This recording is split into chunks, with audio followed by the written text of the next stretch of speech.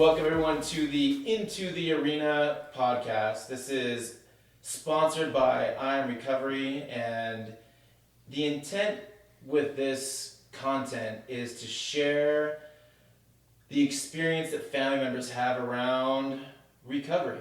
And the name borrows heavily from the idea of being in the arena. That recovery isn't just for somebody who's trying to quit substances, or they are, well, substance is what we mostly focus on, or some other addictive behavior. But recovery applies to anybody who's engaging in their heart and they want to feel joy, they want to, or they understand, or they're willing to get dirty, messy, to try, because they know that that's where the joy, the fulfillment, the progress, the connection actually lives.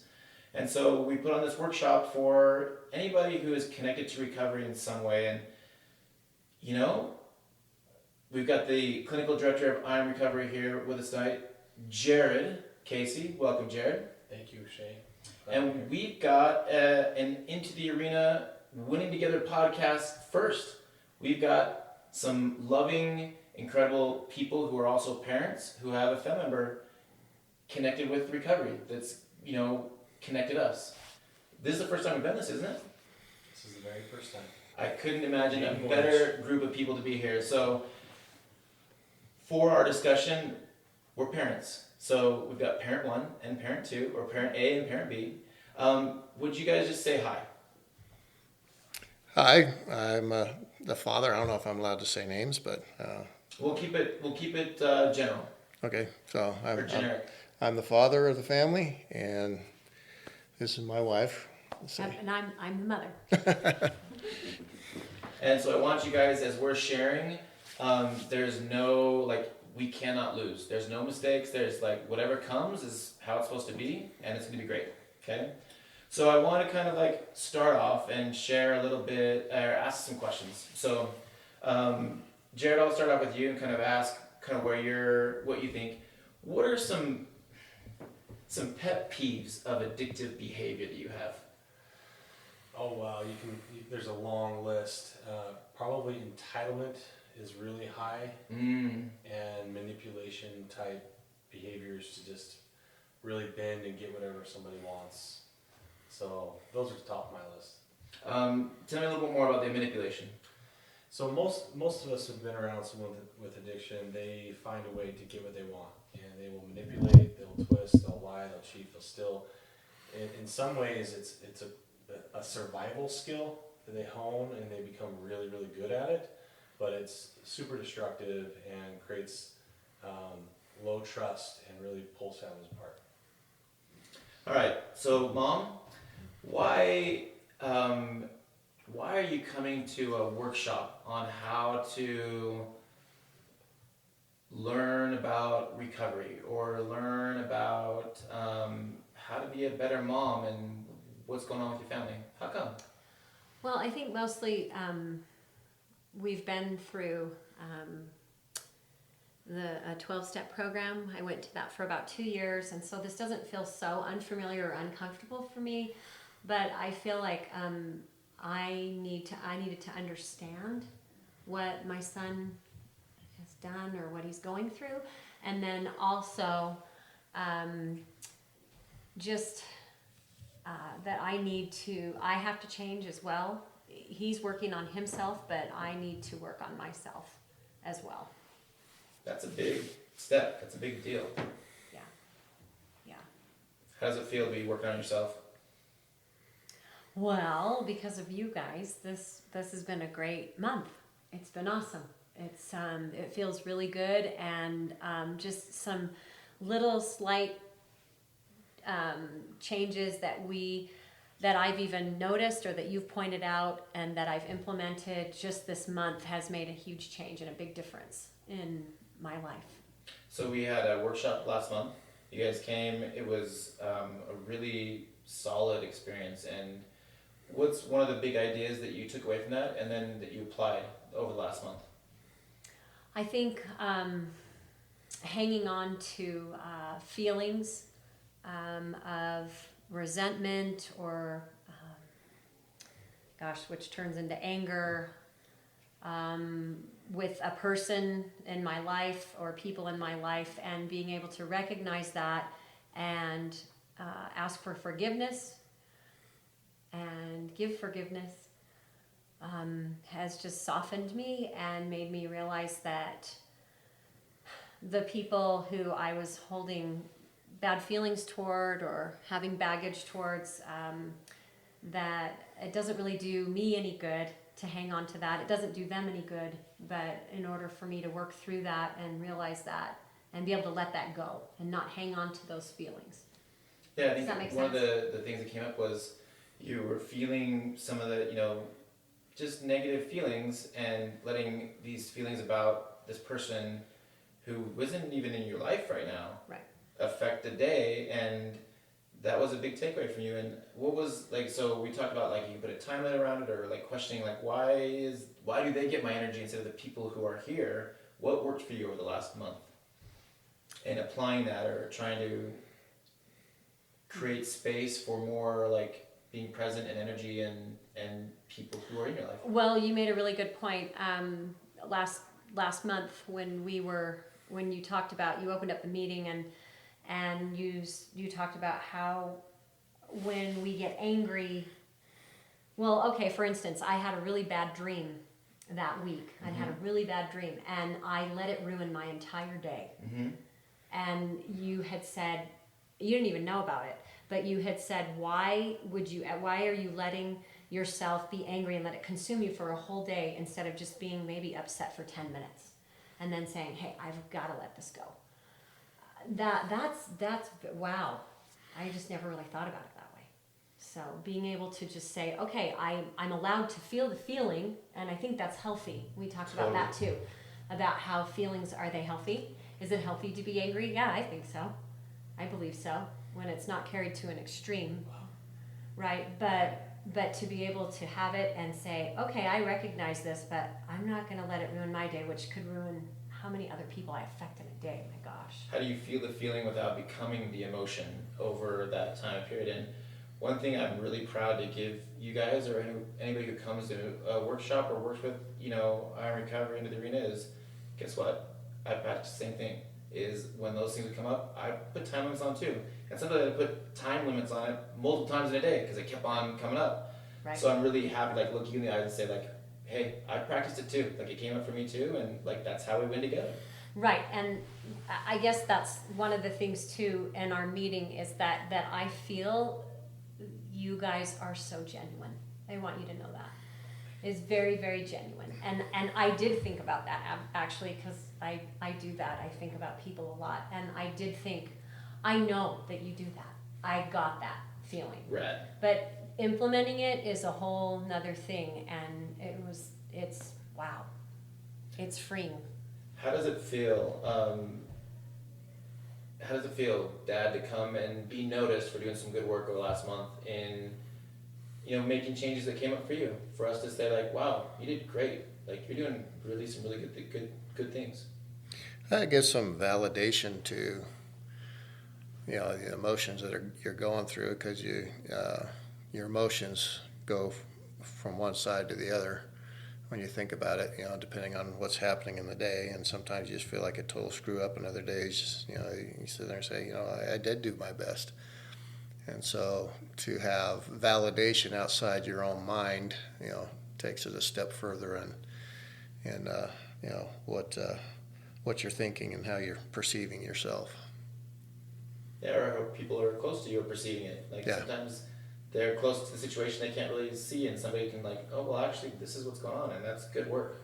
Yeah. Damn good work. Yeah, just being aware from month to month. I think last time I was really excited just with how much both of you are willing to open up and just share, we have needs, let's figure this out. And then to experience some of that growth with both of you, and how much more vulnerable and open, even in 1 month's time, you become, it's awesome.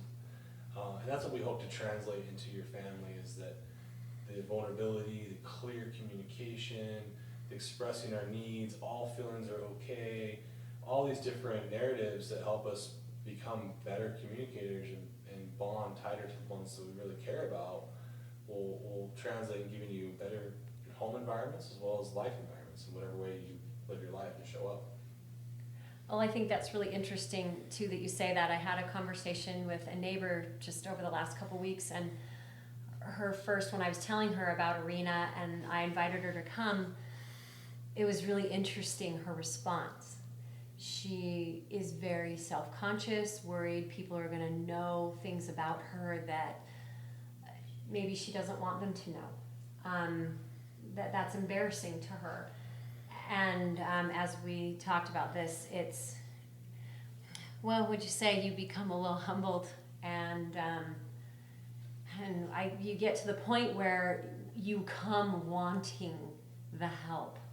You come, as you can say, maybe on your knees. It's, hey, we can't do this anymore. And so I feel bad for people where there's that hard, that it's almost, I don't know, is it disconnect, or it just doesn't happen because they can't come. I think a key part of that is the way I perceive it.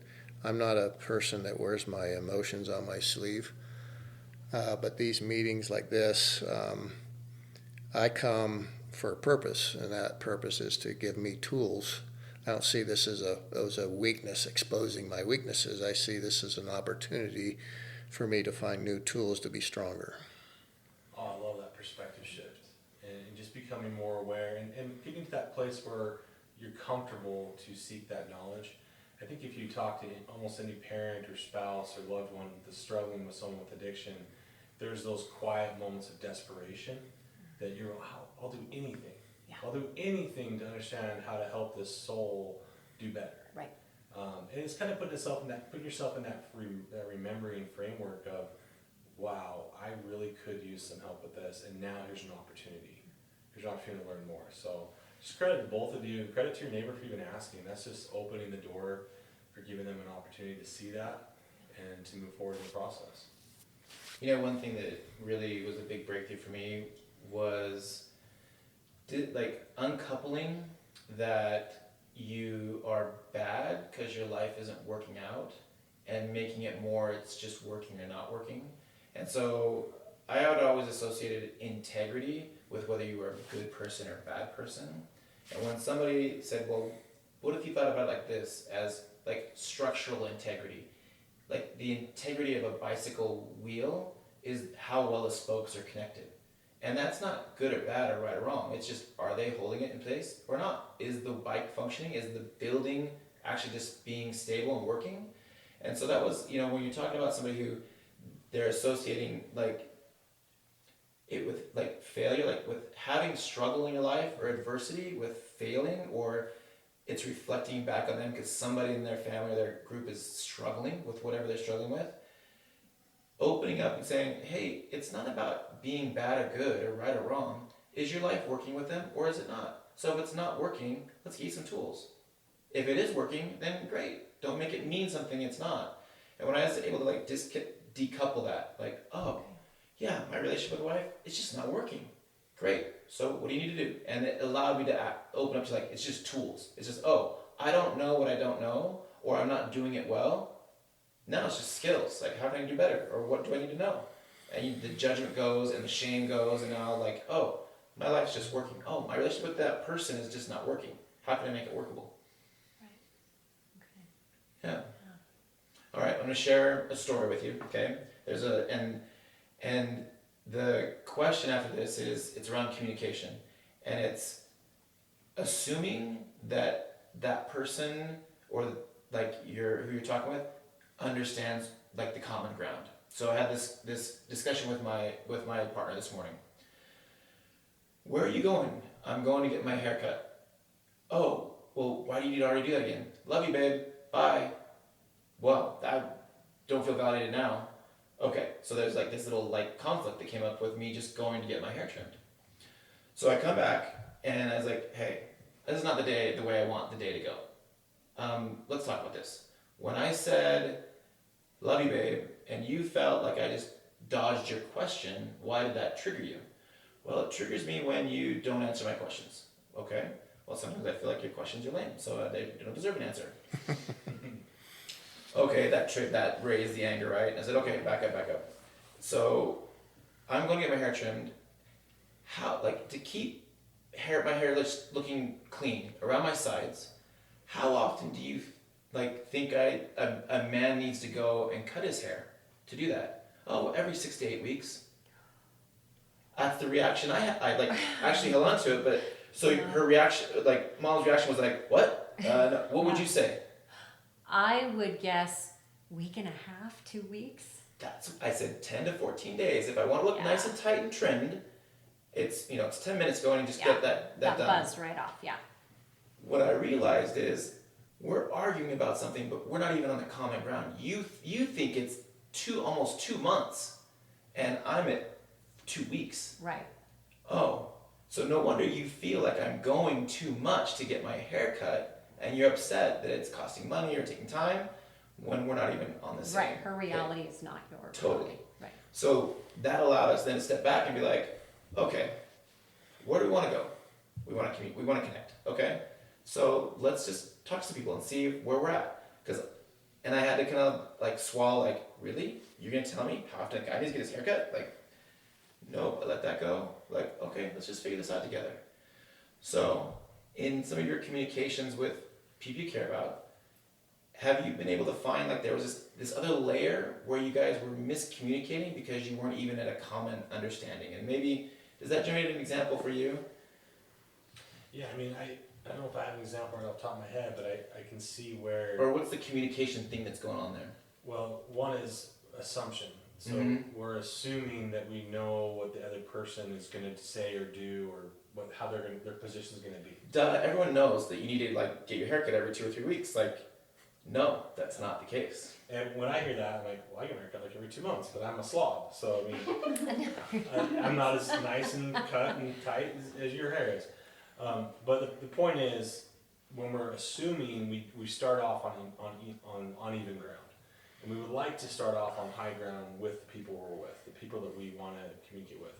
So a reframe that I like to use is, are we practicing positive assumption? Are we assuming that our partner or friend or whoever this is, they're doing the best for what they think they can do? And are we giving them the benefit of the doubt? Are we asking those kind of questions to discover and be curious about what is actually going on here? What is this common ground?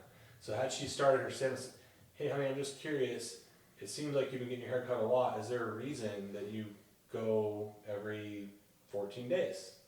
I'm just curious, I'm understanding that. I don't understand, or I thought it was this, or whatever. Yeah, so that opens it instead of, you go, you get your haircut way too freaking much. And then you're instantly on even ground. And then what I get really sensitive to is the criticism. And so what it feels is hyper criticism. And so that's when I'm like, okay, love you, I don't even want to answer the question now because I just don't want to criticize for going to do something I just need to do. This is not being, frivolous or, whatnot. It's just somebody to do. Yeah, well, you brought up something last month that I forgot that I remembered now, about Shay, about how we need to be kinder to our family. And actually, when you said this about the haircut, it's kind of funny. My son-in-law and my daughter and their little family are living with us right now. And actually, he gets his haircut quite a bit. And he walked in and I thought, my gosh, he got his haircut again? And I thought that, but I bit my tongue. I would never say anything to him about that. But when you were saying all this, I was thinking about, so how would your wife have reacted if it had been somebody else and not you? Do you see what I'm saying? Mm-hmm. And so this whole month I've tried, I don't know if my husband has noticed, but I have tried to be kinder and been a little less jumpy about that, jumping in why are you getting your hair cut again, What does that look like for you? When you feel like you're being jumpy, as you say, what does that look like? As you can say. Well, it's bitchy, menopausal, I don't know, whatever you want to call it. It's not nice. And who wants to be around that? It's not nice. And it's, you know what, if you can just even count to 3 and say, okay, do I really need to say that? Or just hold back the comment and be grateful that he did so many things for me this week. My gosh, you know, he's done so much for me, and it's just so much easier to attack the one you love. And or it's people so that sad. you feel like they're not going anywhere, so you can be witchy with them, and it's okay, right? Right. So I want to jump in real quick. Okay. So you said, I'm not even sure if you noticed if I've been trying to be kinder. And I think there's a space there where Shay and I have done this, we've talked about this in the past, where we really want to change something, and we're hoping that our friends or partners, whoever, they see it. Have you noticed? Has there been something? Yeah, and I'll tell her. Do you remember? Like she'll touch it. She'll reach out and touch me. And say, "Oh, I love it when you touch me," and stuff like that. So I haven't come out and said, "Man, you've been extra nice. What's wrong?" You know. No. Kidding. So I enjoy it while it lasts, kind of thing. I love that, and I think there's this space where we can acknowledge each other, where he's saying, "I told you," and you're like, "I'm not sure if he did." So there's still some of that space where we're not really sure if we're communicating clearly. Right. I took a challenge with Shay a little while ago to touch my wife every day, just some way. Hold hand, hug, kiss. I'm a terrible toucher. I'm not very good at it. And for like 30 days, I don't think she noticed. And I'm like, Shay, is this working? Like, I don't know if she's noticed. And he's like, just keep going. Just keep going. And I'm like, do I keep going? Like, I did feel like our relationship was softer and we were communicating better, but I didn't know if she was feeling it and hearing it. And then almost 2 months goes by, and she says to me one night, "Thank you for touching me." I'm like, now you noticed? It's been 60 days. But I don't take back it. I mean, it put me in a space of softening, and whether she noticed right away or not, it didn't matter. Right. We grew. And one of the ways I found to set up is no expectations, and you give because that's the way you said you were going to show up in the relationship. Right. It has nothing to do with how they react or if they notice, like, I said I was going to be this way. This is a way I feel like I can do it, and I'm going to practice it. And when you give, miracles happen if you just give. And I've also learned that, so it's interesting you bring this up, because I told her, I was like, I just feel like you're hypercritical about my hair, and I don't remember the last time that you actually complimented my hair.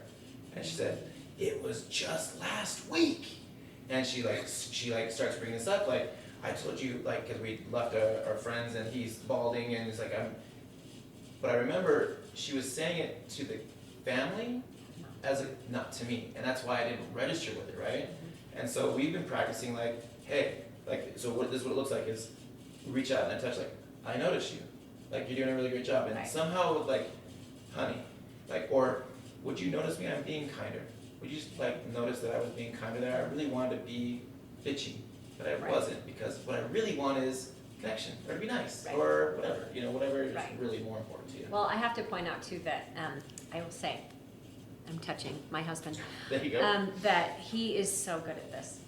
He is always asking me I go teach out in the sun all day and I'm tired, and he comes out and checks on me multiple times to make sure I'm okay out in my pool, and I come in from working and he's had a long day, and he always asks me, what can I do for you? Guy, who does that?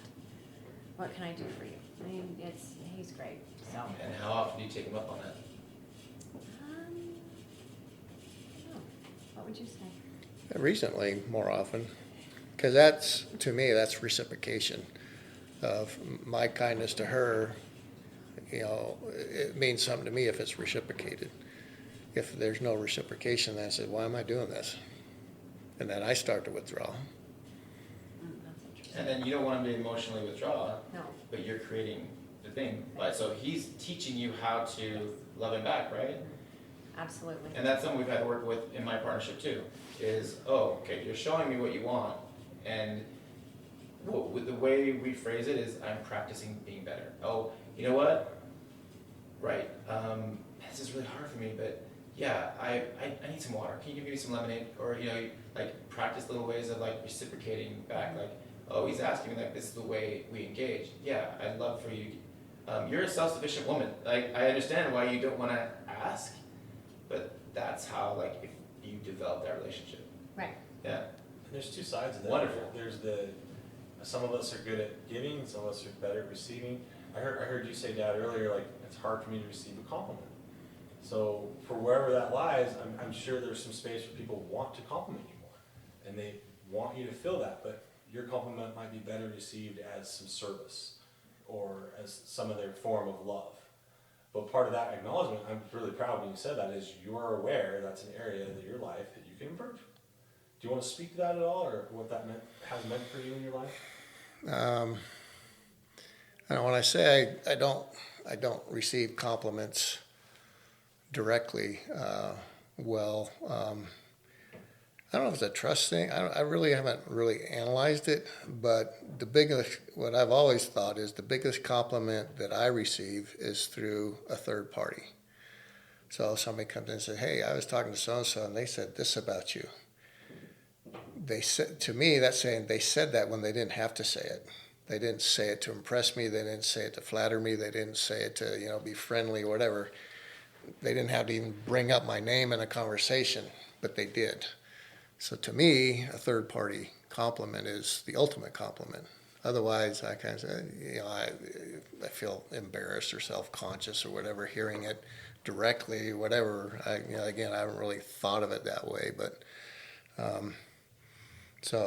probably when I get complimented directly, I feel some embarrassment or shyness about it. Yeah, and I think that's a common response for sometimes in the male role. I think that can be a common thread there. I know for me that's something I've had to work on, is just receiving it, and just sometimes just saying thank you and sitting in that space, and that gives people around me permission to love me that way. Otherwise, I'm putting some limitations on how they have to love me in that area of my life. So I don't know, I'm really excited to hear that you're aware of that and you have seen different ways to fill it, but I would also invite everyone to receive and give. Well, and so I'm gonna tell you, I'm proud of you for doing that, and I'm proud of you for showering with compliments. Like I'm gonna bring a typhoon of compliments on you until you feel it. Yeah. What I think also so one of the the thoughts I shared at the beginning of our workshop tonight was from Marcel Proust, and it was the real voyage of discovery consists not in seeking new landscapes, but in having new eyes. And as you're describing kind of what your experience is, what I heard was, well, why do you need to compliment me on doing stuff I should be doing anyway? Like why am I going to compliment you for doing stuff you're supposed to do the dishes? You're supposed to go to work. You're supposed to why am I point that out for doing something you're supposed to do anyway? For you, maybe that you don't need that. But if you allow yourself to practice it, you might see that your kids do. And something that you feel like, oh, this is not a need for me, so I don't I'm not. If you let those comments land and you're like, oh, thank you. Oh, thanks for noticing that. Yep, it feels good, thanks. You might see that there's some needs that are in a blind spot for you that your kids, they do need to be noticed for stuff, yep, they should be doing anyway. I know. Back on the farm, it just had to get done, so it didn't matter. But as you talk about adapting that, you've never been at this age with these family dynamics and these opportunities and challenges. Mm-hmm. So to be open to new tools, if I let my wife compliment me and I just let it, I just feel it, I might be able to see where my kids are needing me to notice them. And now your eyes you can see it in a new way that you weren't open to before. And I think that's the willingness to adapt and try something new. Maybe that isn't the case, but maybe it is. Yeah. When I saw the quote today when we went in the room, I don't know if this will sound kind of way out there, but I was an art major at a university for a little while, and there was, first I just took an art class. And it was so interesting. Our first assignment was a self-portrait. And I didn't know how to do it. How would you draw yourself? You put a couple eyeballs on there and a nose and whatever. Well, so when you're in an art class, when you bring your work in, you put it up on the board and everybody sees it. And it's horrible, especially when you're not very good at it. And I remember being in that class, and at the end of the year, or the term, we took our beginning self-portrait and our end. He had us do one at the end as well. Wow. And what he taught me, I'll never forget it, is he said, draw what you see, not what you know. And I'm not sure that I'm kind of grasping at straws with that quote, but it is kind of that. It's like, oh, I already know that. You don't have to tell me that my hair looks good. I already know that. But are you really seeing what it really is? And it's that not it's affecting your children, or it's not about seeing what is, it's about seeing what you want to become. Right. Because when we let what is define where we are, we're living in the past and we're not moving forward. But if you, and now you can do this back, what was that, 9th grade, 10th grade? No, it was college. College, okay, so Yeah. freshman? Yes. Okay, so the freshman you maybe couldn't have seen that, right? Or maybe, Absolutely not. But now you can say, oh, who can I be in this time frame going forward? And you can see it. It's like the Wayne Gretzky quote, like, how are you so good? How'd you score so many? I went where the puck was supposed to be, not where it was. Right. You have a place that you want to see it's not there yet. But if you can put your time and attention on the portrait that you want to be and put your energy into that, that's when you go to miracle territory. Right. Yeah. And So you I'm have some saying, influence so over it that. is. It's draw what you see, not what you know. I know that's an eyeball, and I can draw a circle and put eyelashes on it. But there's light and dark and shades and grays and lights, and it's that's what makes a portrait or a picture or something beautiful. Do you see it? Yeah. Oh, yeah. And how much more, I can feel also how loving you are of that girl there. And where she was at and what she was doing and accepting of like, okay, that's just where you're at. And that's important too. Yeah. Yeah. Well done. So, anyway. What have you done to separate the problem from the person? When you've been in the struggles you've been experiencing, what have you done to separate the problem from the person? Often when we're with somebody for a while or we have a history, it becomes like criticism or complaining or a lot of not like shaming, and the person then identifies like, oh, I'm the problem, not that the problem's a problem and I'm a person who's having a problem or experiencing a problem. I know for me, with my kids, and I said this in a fast testimony meeting one time when I was sitting there, and it was known in our ward. Our ward was pretty judgmental, in my opinion. I'll be blunt about that. But a couple of our kids were struggling, but I got a fast testimony meeting, and they were both there, and then I said, I know who you are. I know what's in your heart, and so. And that's the way I saw him. I said, you're doing stupid things and this and that, but I know what's in your heart. I know who you really are. I don't think you do, but I do. And so I, tried to, I'm the fixer. I tried to fix the problem, but that doesn't mean they're ready to be fixed. So that was a struggle for me. They weren't there. I was trying to fix them, and they didn't want to be fixed. So that was a problem. Really challenging. Really challenging. That's beautiful. Jared, is there something that comes up for you? Yeah, first I want to just acknowledge that so many of our clients wish they had a parent or a loved one that could see them as they are. See their their light, or who's inside all that addiction, all that junk. So you being there at that time may have not struck a chord right then, but I could almost guarantee you that now, while your child is succeeding, it was directly related to how you saw them then. They know that you saw them as a person, and you still see them now as they're improving. So just a ton of credit for that.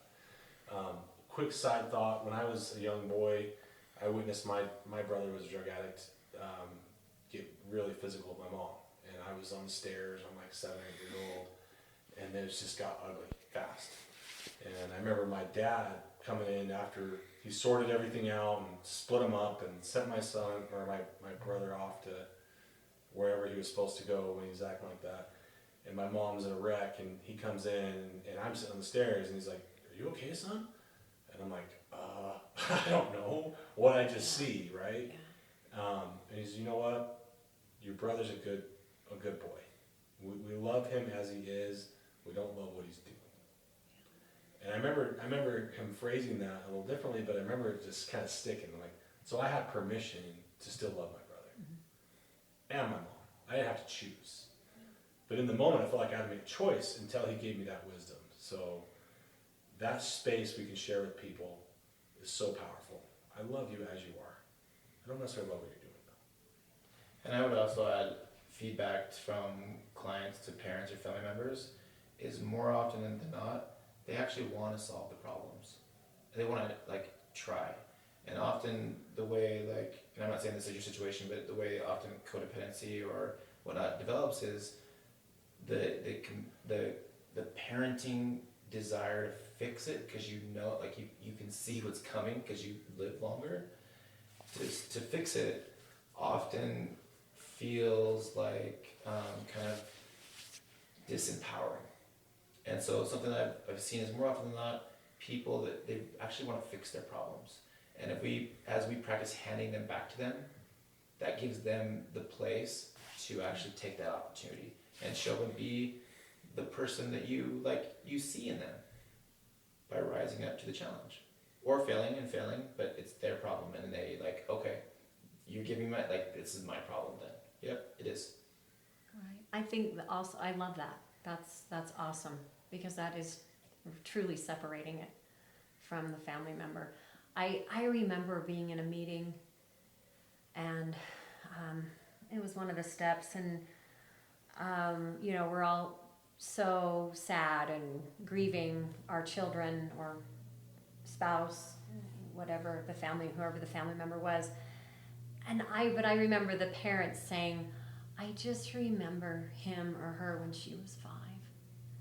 And to try to keep that memory and to hold on to that, to separate that out. Because like he said, like my husband said, I know who you are and I love you and we see that good.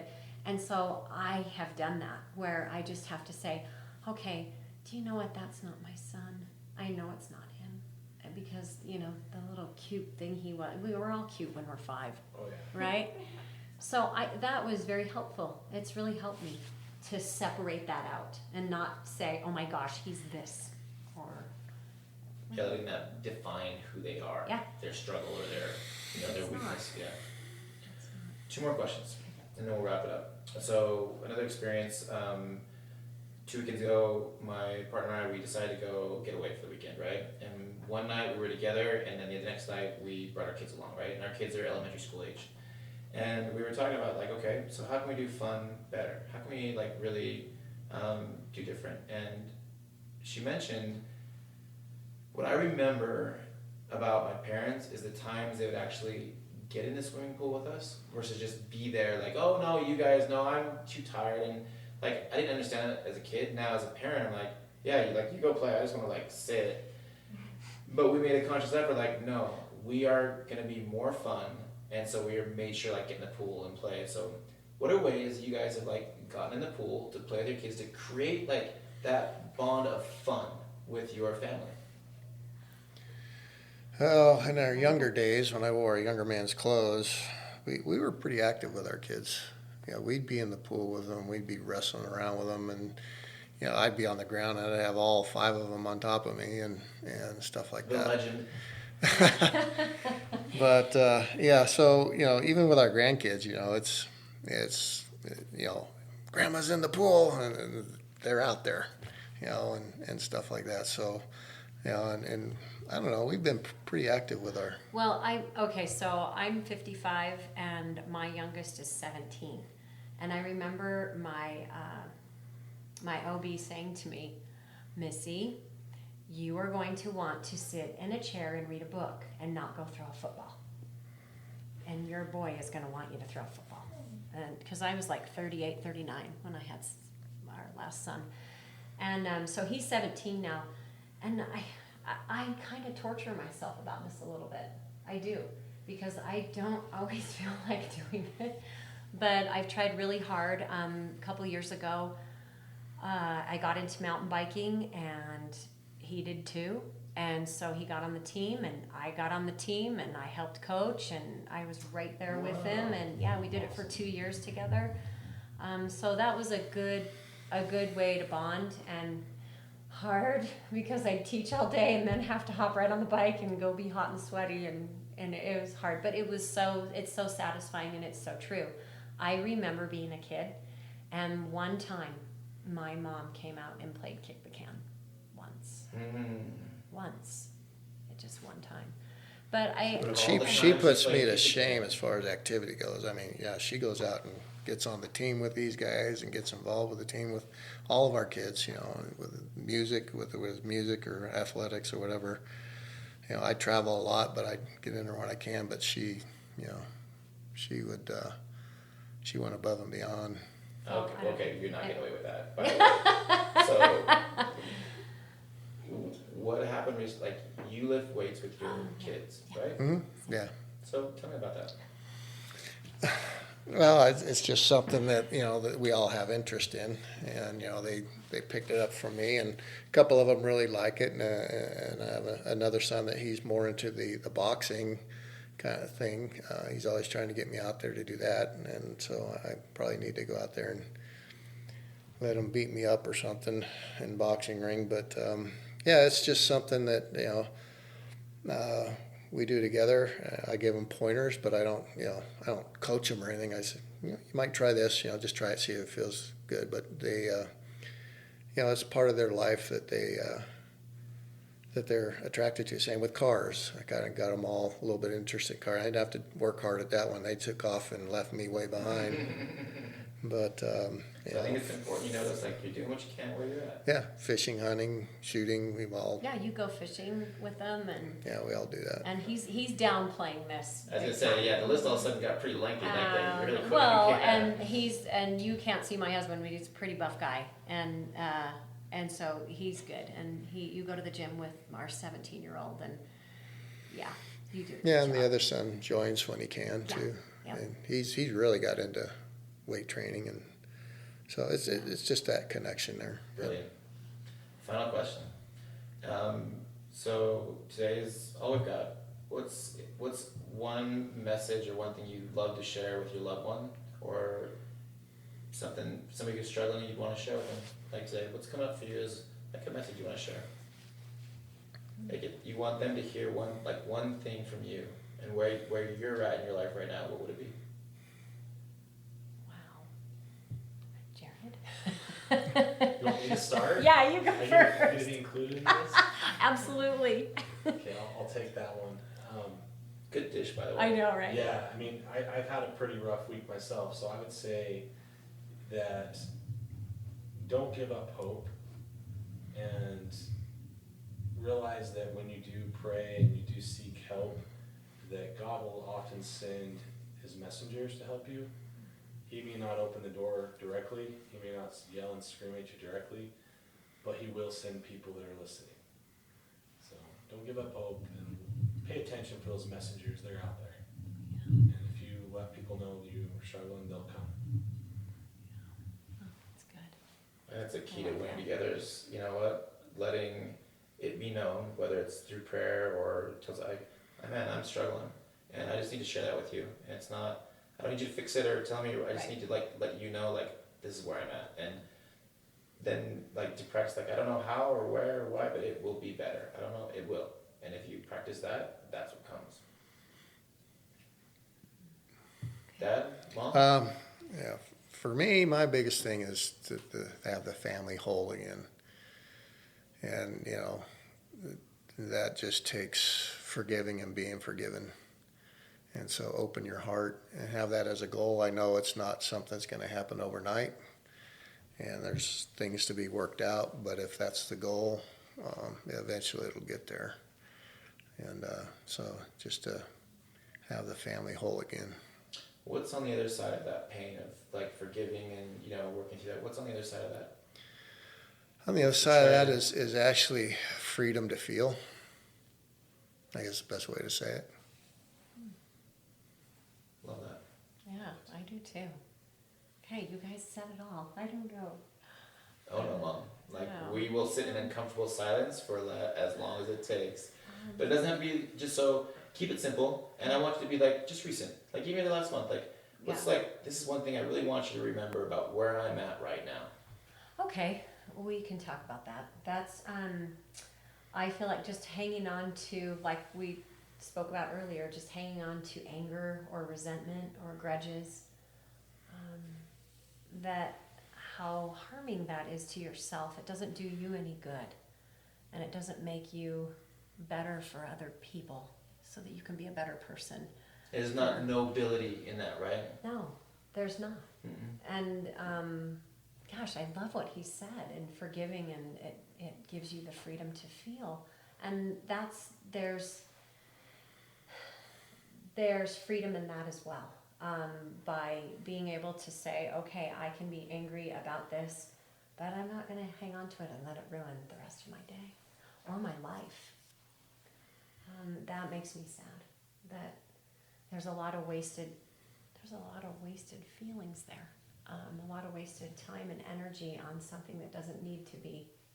Does that make sense? And the precious, tender moments, the mercies, you sacrifice that if you're caught up in anger, or Absolutely. resentment, or arguing, or bickering, or bitterness.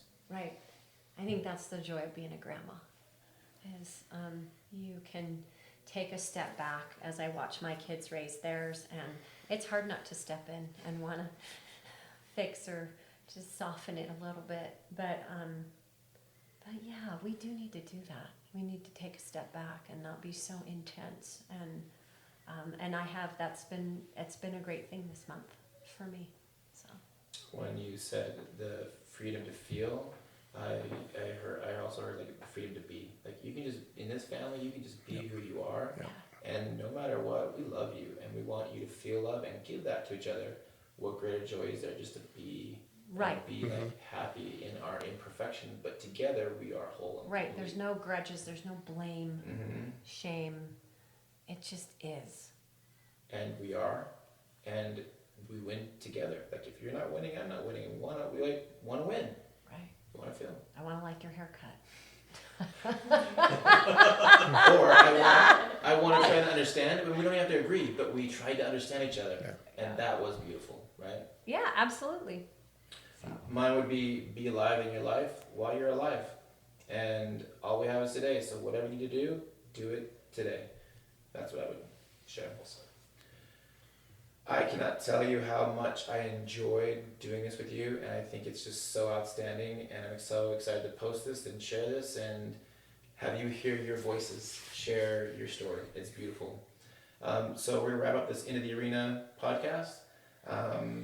We share these, and the Winning Together podcast, this is kind of a subsection of that, is all around, one more thing I tell my loved one is, don't ever do your life alone again, ever. We win together. That's the way recovery happens. That's the way progress, it happens together, period. So we'll wrap it up here. Thank you, everybody. Have a good night. Thank you. Thank you. Cheers.